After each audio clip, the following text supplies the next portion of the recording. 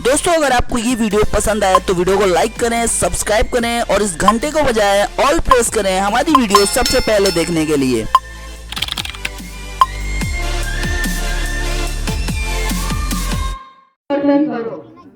तो आ वखते આપણે બહારાને વોટ આપીશું। બહારા ઝાડુ આમ આદમી પાર્ટીનું પણ વહીવટ જોવું પડે ને કેવું વહીવટ કરે। એના ઉમેદવારો હોય તાલુકામાં બહારા ઝાડુ આમ આદમી પાર્ટીનો ઉમેદવાર હશે, જિલ્લામાં એનો ઉમેદવાર હશે અને આ વખતે તાલુકાની બોડી કવાટમાં બેસવાની છે આ તમે લખી લો। મામલતદારમાં તમે જાઓ છો, આખો દિવસ તમે લાઈનમાં રહેશો।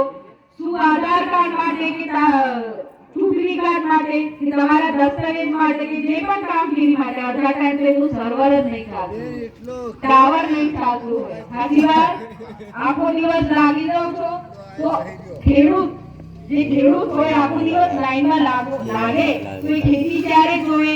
હું એવું કહેવા માંગુ છું, એક કહાવત છે કે અમારું સોનું ખેતી છે। सूरज જ્યારે નીકળે ને એ સોનું ઉજે ખેતરમાં। તો કેમ આપણે આખો સમય બગાડીને આખો દિવસ સરકારની કે મામલતદાર કે તાલુકામાં લાઈનો લગાવીએ? આટલા અધિકારી છે, આટલા નેતાઓ છે, એમની ફરજ નથી મળતી કે તમે અહીંયા જઈને એની વ્યવસ્થા વ્યવસ્થિત કરો? આટલી મોટી મોટી વાતો કરે કે અમે તો સેટેલાઇટ થી રોડ બનાવીશું। આ જેતપુર ને જોધનું પુલ નહીં બનતું, જોયું? હમણાં કવાટ પુલ, કરા નદીનું પુલની શું હાલત હતી? ગાબડા પડી ગયા હતા, કાળું પડી ગયું હતું, નીચે નદી દેખાતી હતી, પથ્થરો દેખાતા હતા, બાજુની દીવારો તૂટી ગઈ હતી। હું બાજ લગાવીને કે ધાગા લગાવી દઈ, રિબિન લગાવી દીધી।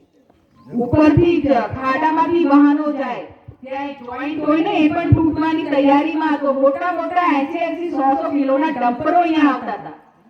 તમને ખબર છે ગંભીરા પુલ તૂટી ગયું હતું, એમાં ટ્રક અને કેટલા માણસો મરી ગયા, આખું પુલ નીચે જતું રહ્યું। એ આ જ પરિસ્થિતિ આ કવાટ પુલની થવાની હતી, પણ કોઈ તંત્ર પૂછવા જેવું છે કેટલું ટાઈમ થઈ ગયું આ રોડમાં? આ રોડ કેટલું ટાઈમ થઈ ગયું આપણું આ રેંડા રોડને કેમ નથી બનાવતા? હું પૂછું છું, હું સવાલ કરવા માંગુ છું તમારાથી। કોઈ જગ્યાએ